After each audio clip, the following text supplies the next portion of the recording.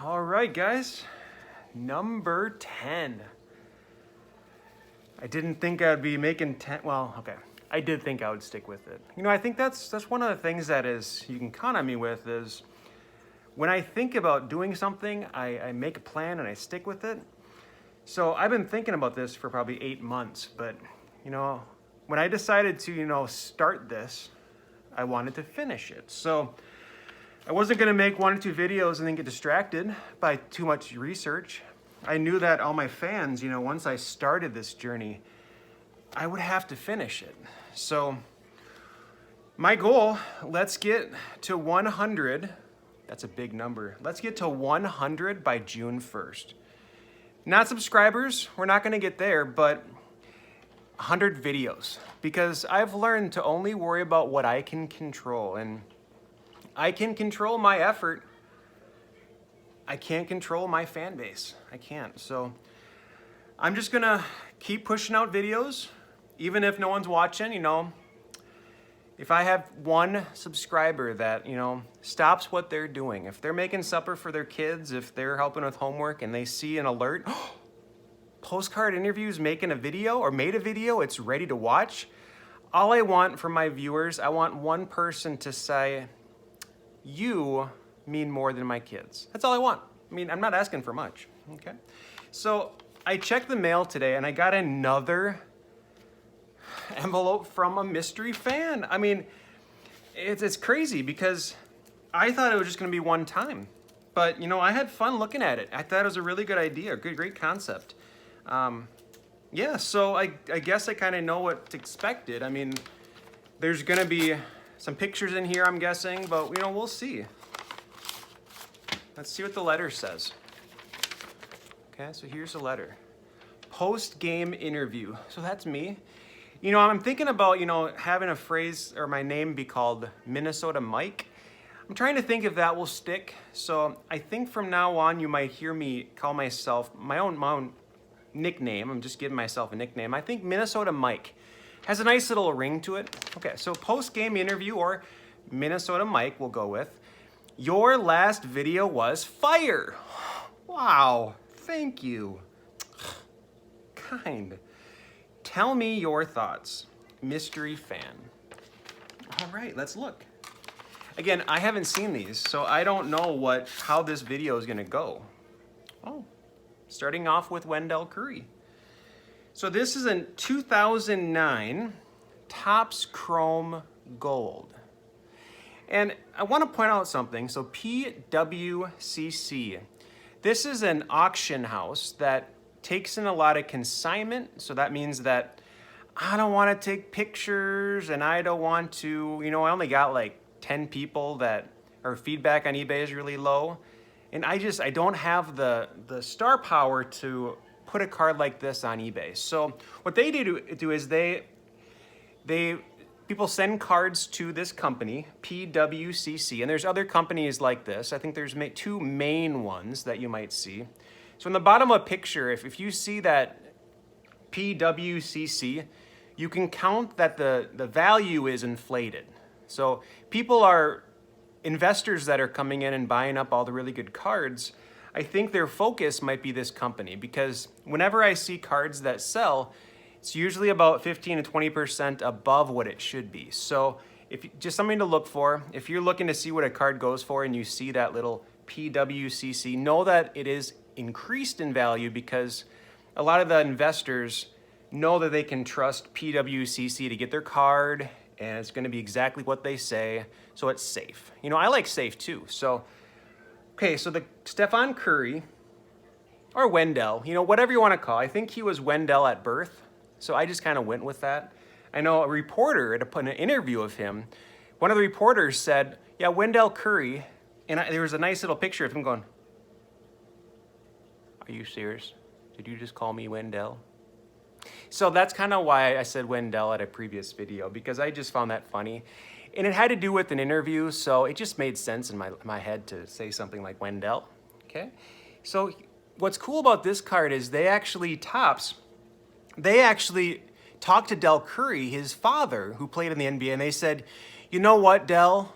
Your son is going to do great things in the NBA. Can you go back to his middle school days and find a picture of him like in 5th or 6th grade so we can use it for his Topps rookie? And they did. So this is actually Steph Curry when he was in 6th grade. It's really neat, okay? And I think this one is numbered to 50. And for going for $167,000, I think this is too high. I really do. I think if you look at the highlights of his career, I think the best days are behind him. Is he a first ballot Hall of Famer? Yes. Is he someone that changed the game? Yes. But I think that's too high. Okay, next one. Babe Ruth. And if you've seen Sandlot, you know this guy. So this is the one with all the cool nicknames on Sandlot. So the Sultan the SWAT, the Baby Ruth. I mean, I don't know. I've seen that movie, but I just forget right now. So this is a 1933 rookie card of Babe Ruth. So he's probably a household name. I think as a teacher, you know, all the kids in the class know Babe Ruth. So with him, this is the 1933 Gaudi. And this one has a couple different color variations too. Kind of short printed, kind of like Prism does, where it is short printed. But I don't think that was the purpose of that. I don't know. This is a big league chew. So you got this when you bought tobacco. And this was more common back in 1933. So if you bought tobacco, you actually got a Babe Ruth card. Or there's Lou Gehrig or other famous people. But this is one that really is one of the best. And this one is actually graded at PSA 6, which is really good for a vintage card, especially 1933. So when I see this, $40,000, that's a good deal.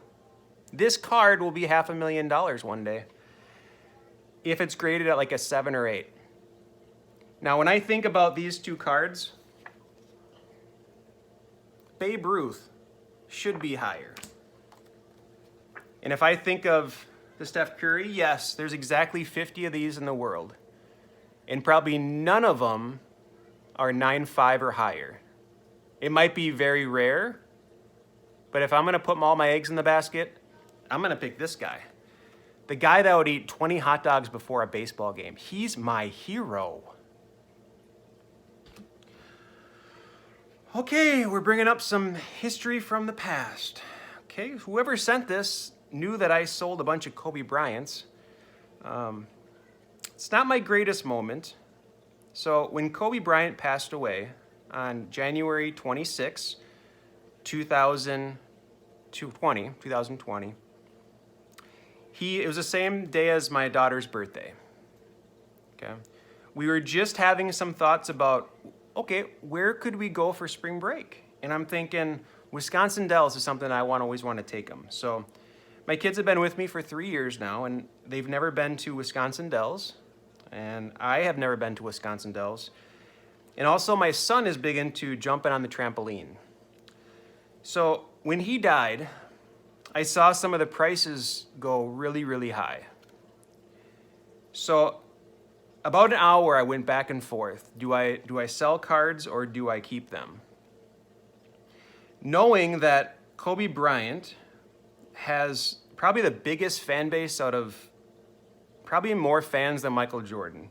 If you're a Kobe Bryant fan, he is like a legend. He is a god to those people. So I went back and forth, and I knew ethics. I knew me selling the cards on the day that he died was borderline not okay. What I told my kids, I told them, I gave them a lesson saying all the great things that Kobe Bryant is doing for WNBA, coaching. He's doing so many great things. I told them that whatever money that we make is going to go towards two things. It's going to go for a family vacation to Wisconsin Dells, and we'll get a trampoline. Okay? Now, I was expecting to get about $1,000. I ended up getting $3,754. Now, for me, I still look at this not because with regret, not because I could have now sold all these cards for about $15,000. Yes, they've multiplied by 5 in the last year. Just these Topps cards right here sell for $500 to $700 each. So I think about this, not because I could have made an extra $12,000. I don't care about that. But part of me, when I put this listing on eBay, I put it on there because I knew that people would want these for their personal collection. I guarantee the person that got this has not sold one. He's kept on to it. That's how loyal Kobe Bryant fans are. If one of these Topps cards was a Gem Mint 10, it sells for $12,000 by itself now. $12,000. If one of those 10, is there a chance that one of those 10 could have Gem 10? Maybe, but probably not. Because if you were to have 100 Kobe Bryant cards, probably only one would be a Gem Mint 10. So again, I wish I had these, but I also am happy that a true loyal Kobe Bryant fan has them too. After this sold, I messaged the guy and I said, it went way higher than I thought. Rest in peace, that kind of stuff. And I said, what other players do you like? He said he likes Jordan. Of course he likes Jordan too. So I threw in a 87-88 Fleer Jordan. Okay? Because I thought he overpaid for this, but he didn't. I didn't know the market exactly back then. I didn't know that these were already going for a good amount before he died. I didn't know that market of it. So the gift that I gave him was now selling. It's a $400 or $500 card. But I gave it to him as a free gift. Okay? So it's not about making money. This lot right here, now I know it's in the hands of someone that truly does adore Kobe Bryant, as they should. Okay, moving on. Bill Belichick rookie cards. Way too high. Way too high. Yes, I know that he's going to go down as one of the greatest coach of all time. It's in a Browns uniform. How ugly is that? These were mass-produced. I have about 100 of these. So you're telling me that at this rate, somebody would pay $700 for 100 of these? Sign me up. I would sell them for $1 a piece right now if I had a $100 bill. This is overpriced. Now, if one of these gems, if it gets a perfect Gem Mint PSA 10, they could probably sell for $150, $200, but no, I'm not going to do that. Way too high. All right, next one, Ricky Henderson. The most valuable card from the 1980s, even before the 1989 Ken Griffey. And it's one of the most rarest at a PS 10 evaluation there. $180,000 last night. It doubled in price in a week. This market is crazy right now. This is like GameStop crazy. So I'm gonna make a video after this because I have 11 listings on eBay right now. So watch the next video. I'm gonna record it in about 20 minutes. Okay, next one. Tim Duncan, Raw Cards. These are 97, 98 finest, raw. I was buying these for $5 to $10, even as recent as 3 months ago. Now they're going for about $55 each. Ungraded. Ungraded. I just bought 2 of them for $90 that are PSA 8s. Just in the last 3 days, I've doubled my money. The market is going GameStop crazy. That's the only thing I can think of. This one, here's 4. These are finest PSA 9s. They're all 9s. And I misspoke earlier at a mail-in video. I have 3 8s and 1 9. And this is 4 9s. $4.95. This is not crazy because I bid $465 for it. And I don't want to think of myself as crazy because I see this continuing to go up. Don't invest this much money on Raw because these could be bought, submitted to PSA, and you get a PSA 5. Because if there's any scratches on the cards, it gets docked about 2 grades. That's a big gamble. If you really want to invest money, if you believe in a player, he's going to the Hall of Fame this summer, so the hype is now. Once he reaches the Hall of Fame, prices are down. That's a myth. If you think that once he reaches the Hall of Fame, they're going to go up, no. People go crazy for the hype, not for accomplishments. Okay? So I would stop buying these really soon. And I would sell this actually before the Hall of Fame ceremony. Because as soon as the Hall of Fame ceremony ends, they're going back down. You got to understand people's thinking there. Okay, this card right here. $2,000 for a finest PSA 10. $2,000. These were about $200 to $300 about a year and a half ago. Easy, like $110. Do I think there's still plenty of room for this one to grow? I do. He doesn't have a Topps Chrome. This is his best card. The finest Kobe the next year is not his best card. The Chrome is. This one has a big issue with greening. It kind of makes him look thrown up, kind of like that. So this fetches a premium because he's not green. So if he was green, this would be about $1,500. Okay? Big difference if it's green or not. A PSA 9 fetches about $400 or $500, and I think that's still a sneaky play. If you can get these PSA 9s under $400, that's a sneaky play. This is incredibly too much. Way, way, way too much. These cards, I was buying for about 50 cents a piece. When I started to sell these in May, I had 115 of these. They weren't graded, I know that. And maybe I had 1 or 2 of them that would have gem mint 10. So to give you an idea of what I sold them for and what I bought them for, I probably invested about, let's say, $1 a piece. So if I invested $115 on these throughout the course, it was a 15-year search for these. I put in a lot of time to get 115 of these, but I was buying them for about $1 a piece. I ended up selling them for about $10 a piece.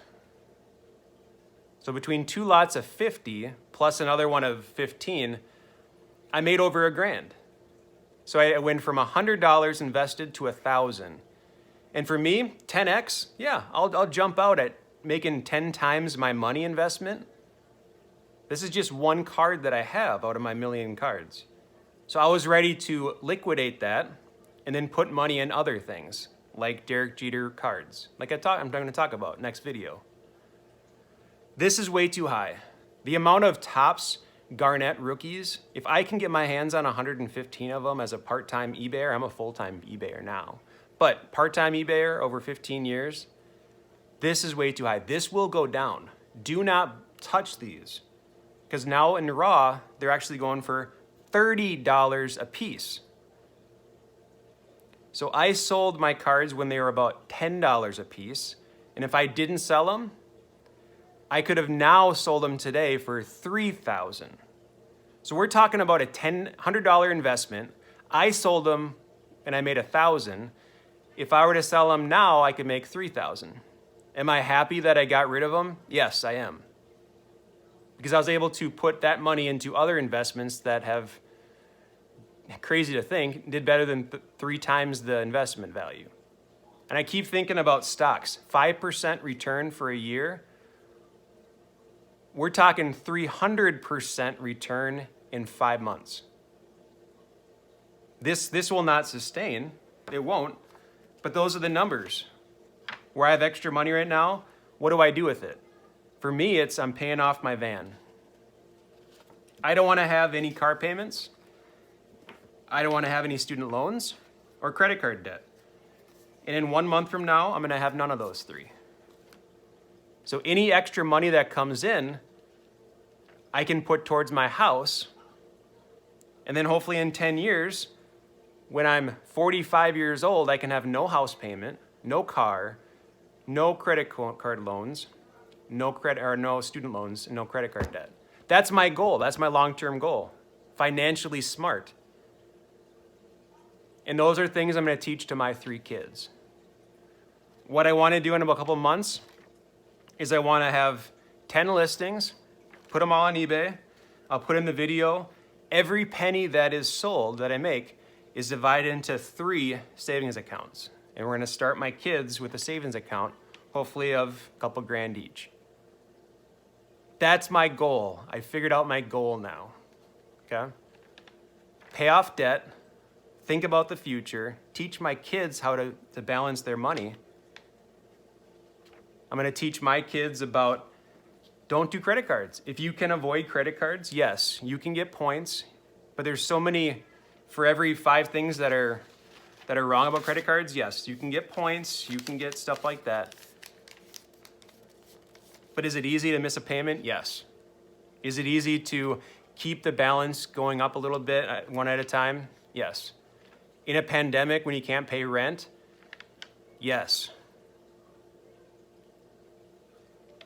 So obviously, I've said in another video, I had it really good. I get that. But my job as a parent is to help my kids be financially stable. So before we make money and talk about cards, obviously, helping my kids grow up to be smart investors is number 1. Okay. Got a little off track there, but 1 drop left. That was good. Quenched my thirst. Okay. Any last questions? Oh, yeah. I seem to forget. Yeah, this was a mail, so I don't have any questions. Okay, this is awkward.